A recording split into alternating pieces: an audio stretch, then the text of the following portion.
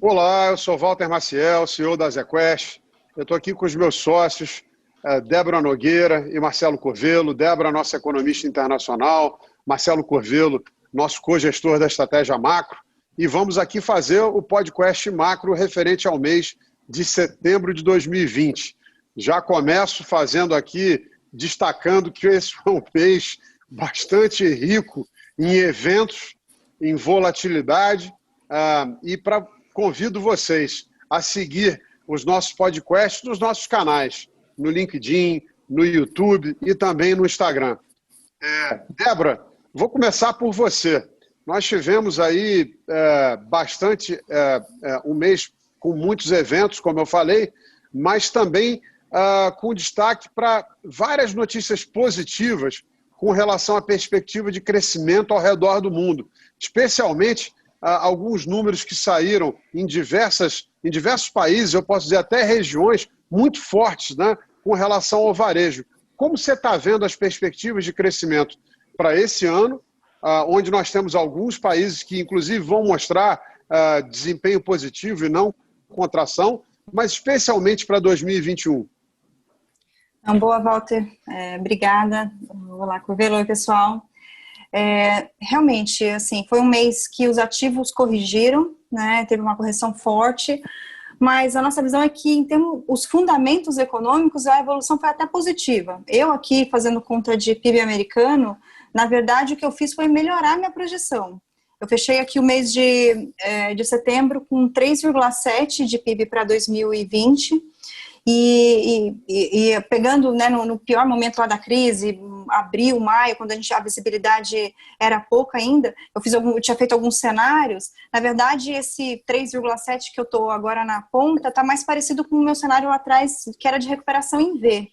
Então, os dados realmente estão vindo bons, o varejo americano já está acima do pré-crise, e o que é mais interessante, né, os Estados Unidos, ele divulga, né, o personal consumption, né, que é o dado de consumo total, que eu vejo a parte de bens e a parte de serviços. O que é interessante é que até serviços estão vindo muito bem.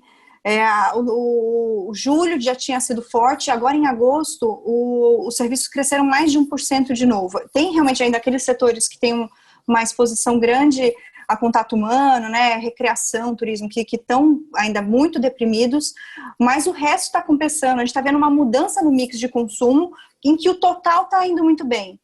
E o que é interessante, né, a renda ainda está muito acima do gasto. Então, a gente teve aí, em agosto, o 6º mês consecutivo de criação de muita poupança nos Estados Unidos. Então, o cara está com bala para aguentar aí um período, talvez, de hiato né, de transferência do governo, que a gente pode conversar mais pela frente, né?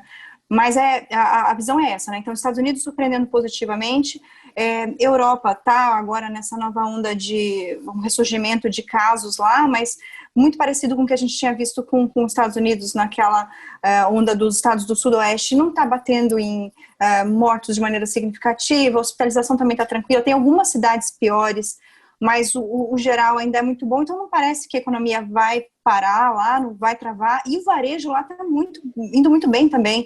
A gente teve até um dado né, não só varejo, encomendas da indústria alemã fortes. Então, eu ia te perguntar sobre isso, porque a Alemanha até recentemente preocupava, especialmente por ser um país tão forte na parte industrial e tão dependente em exportação. Esses resultados de Alemanha têm um significado muito importante, né, quando você está olhando para a conjuntura global, né? Tem sim, esse dado assim, chamou bastante a atenção, estamos estudando, mas no caso da Alemanha não é só a parte exportadora que agora começou a se recuperar. Eles lá fizeram também um estímulo fiscal muito grande, corte de VAT, né, corte de imposto, que deu um belo gás, e varejo também lá está voando. É realmente uma situação em que a gente está vendo o pessoal voltando para a rua, voltando a consumir, muito mais próximo da normalidade do que a gente conseguia enxergar, antecipar lá no olho do furacão. E na Ásia, algumas economias, né, Débora, apontam, inclusive, para desempenho de PIB positivo esse ano, né? Sim, sim, a Coreia tá indo muito bem. Assim, a capacidade desses asiáticos, né, de fazer o controle da doença foi uma coisa impressionante, né? Porque eles nem fecharam tanto, mas nesse esquema de contact tracing, né, de ficar indo atrás, testando demais, eles realmente conseguiram um equilíbrio melhor do que o Ocidente, né, nessa história toda, e estão com uma performance boa. E o que é muito interessante, né, eles produzem muita tecnologia, que é o que explodiu nessa realidade da pandemia, né, é o que todo mundo quer, é o que todo mundo precisa. Então eles foram também beneficiados por né, esse novo mix de consumo global que acaba privilegiando esse tipo de produto. Acho que fica aqui para o nosso ouvinte, para o nosso investidor, para quem está nos acompanhando, um recado importante que a Débora passou. O mundo, então, começa a dar sinais de volta de atividade mais forte, mas também é bastante relevante ver que na principal economia do mundo teve um crescimento de renda, mas as pessoas estão salvando aí para um dia chuvoso. Como todo mundo tem um pouco de receio, esse crescimento de renda não virou consumo. E aí isso aponta para a assimetria que pode haver no momento de uma vacina. Se as pessoas começarem a ter mais segurança de que a economia que a vida vai voltar ao normal, você pode sim ter um 2021 com um boom de atividade até mais forte do que se espera. Talvez seja algo para a gente guardar no radar. A gente tem 5,3 de projeção de PIB para 2021 para os Estados Unidos. É nessa toada mesmo. O cara está entrando com poupança, a gente tem a perspectiva de vacina. Se for Biden, é uma expansão fiscal grande via infraestrutura. Se a gente vem com o Trump, ele também vai dar um pacote ali de auxílio, mas ele segue com a agenda liberal com imposto baixo. Então, e o Fed muito acomodatício, sem querer brincar de subjuros, de jeito nenhum. Então, realmente tem um panorama que parece ser muito positivo para crescimento em 21. Pois é, Débora, e aí você bem mencionou, mas se der Biden, como você está olhando aí o panorama eleitoral, até porque nós estamos agora na reta final, né? E foi também um começo, nós estamos gravando isso na primeira semana de outubro, foi um começo de mês também bastante volátil, né? Com o Trump indo para o hospital, voltando para casa. Como você está olhando o panorama eleitoral? Walter, as pesquisas tradicionais estão dando aí uma margem boa para o Biden, né? Perto de 8, 9 pontos. A gente está contando com uma pesquisa da Atlas Político, a gente já tinha trabalhado com eles nas eleições brasileiras, e o que a gente está vendo ali é uma disputa bem mais acirrada nos estados relevantes. O que a gente está entendendo é que realmente tem uma chance grande da gente chegar ali, né, no dia seguinte da eleição com muitas dúvidas, teve muito voto por correio, tem espaço para judicialização, né? Voto apertado, voto por correio, um ambiente de polarização. E aí, assim, a gente olhou lá em 2000 o que acontece com os mercados numa situação, né, de judicialização, de contestação, e parece que os mercados sentem e sofrem com incerteza, né? Então, o que a gente está pensando é isso, é um período que pode combinar, sim, com mercados ainda voláteis lá fora por conta dessa incerteza da eleição. Mas o ex-post disso, né, o cenário para 21, como eu comentei, a gente acha que a economia americana parece que assim, deve triunfar nos dois cenários, Trump ou Biden. Lógico que tem um mix de setores diferentes, né, que é bem importante a gente estudar e estar preparado para isso, mas a economia e o S&P como um todo parece que assim, o prognóstico é positivo mesmo, nos dois cenários. Mas aí, com toda também essa confusão, o novo plano de estímulo, que parecia já ser meio consensual para a economia americana, ficou sob júdice, né? Sim, na verdade, com a economia indo muito bem, o que a gente foi sentindo é que os congressistas também estavam um pouco mais frouxos nessa história. A economia está super forte, é difícil você justificar um pacote do tamanho do que os democratas estavam querendo até no início, de 3,5 tri para esse ano. É muita coisa. Agora, o Trump já falou que antes da eleição não tem pacote, né? Então, o mais provável é que a renda, né, que eu comentei aqui, caia, assim, no final do ano, na hora que seca, que gelam, né, que acabam as transferências do governo, mas, como eu comentei, o cara tem muita poupança. Se ele está olhando para 2021 e antecipa um cenário ok, é provável que o consumo acomode, mas não retraia tanto. Então, a gente também está construtivo nessa ponta, Walter. Marcelo, vindo agora para o Brasil, também aqui no Brasil a gente viu alguns dados de atividade bem mais fortes, né? Como é que vocês estão olhando o PIB para 2020 e a perspectiva de recuperação em 2021?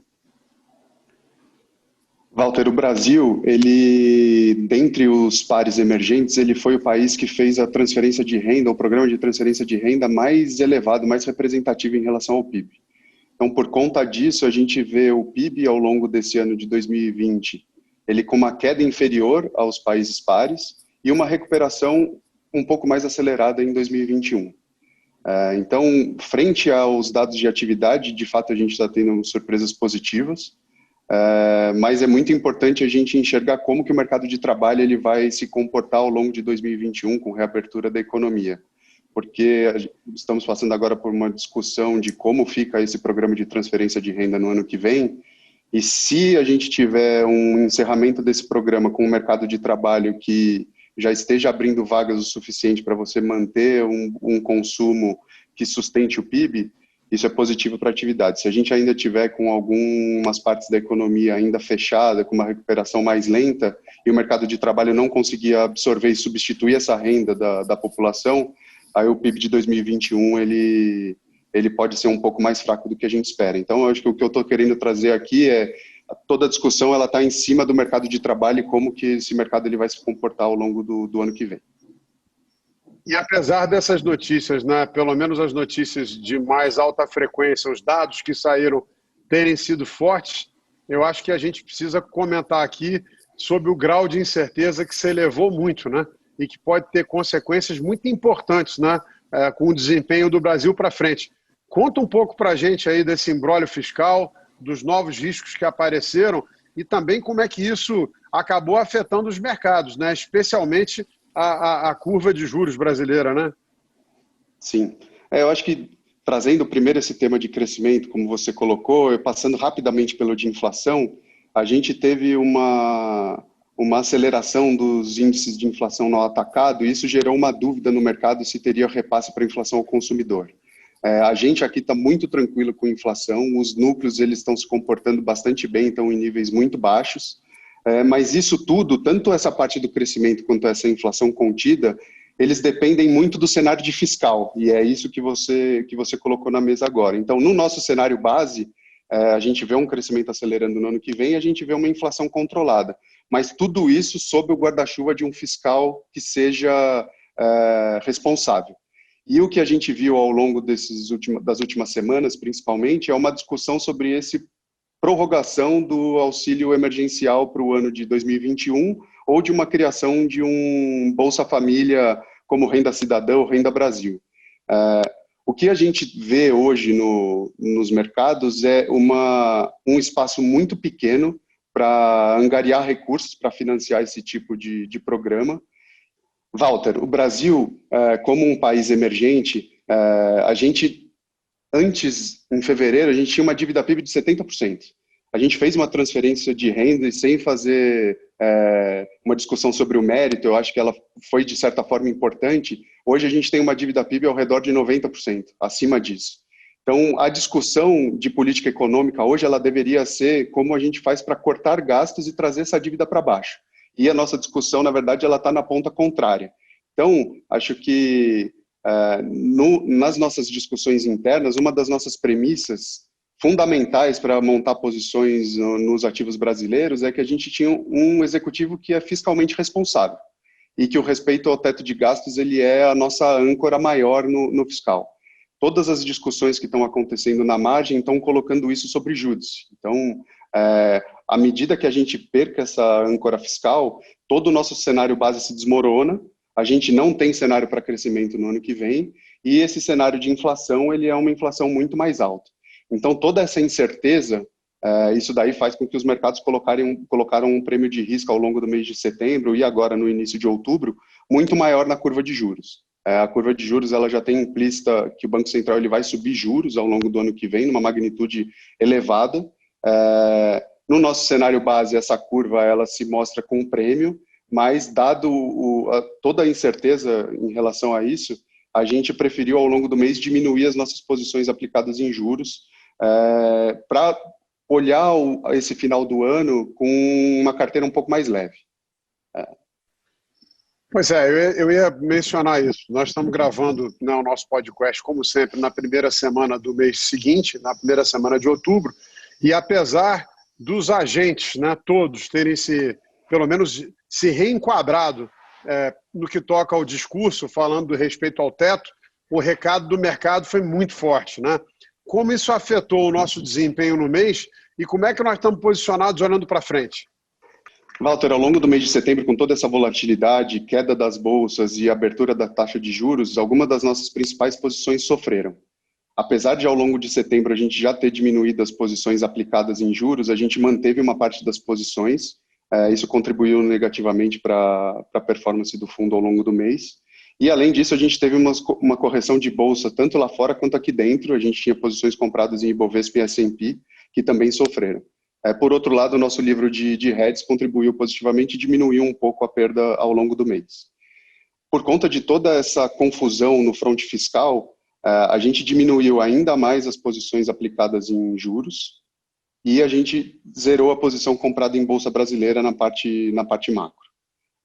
Então, hoje a gente tem um livro que é muito mais leve em risco Brasil, porque a gente vê uma simetria ruim na margem, a gente vê a discussão em relação ao financiamento desse novo programa de gastos que o governo está propondo, ele se estendendo até o final do ano. A gente precisa lembrar que no mês de novembro a gente tem eleições municipais acontecendo e a gente sabe como as coisas funcionam em Brasília, acho que tudo vai ficar um pouco em banho-maria, e a gente deve voltar para essas discussões só em dezembro. Então a gente tem uma janela aí que não vão acontecer nenhumas reformas estruturais e essa discussão do financiamento ela vai ficar para depois. Então a gente fica num ambiente frágil e por isso a gente diminuiu as posições. Isso aí, viver no Brasil é sempre emocionante. Bom, sempre. Agradeço a vocês, eu acho que para os nossos parceiros, investidores, quem nos acompanha, acho que tivemos aí um podcast super rico de temas, e mês que vem estamos de volta para contar um pouco mais aí sobre a nossa visão, os nossos fundos, e tenho certeza que vamos conseguir capturar essas oportunidades e entregar o retorno aí que é esperado. Gente, muito obrigado aí pelo bate-papo, um abraço, viu?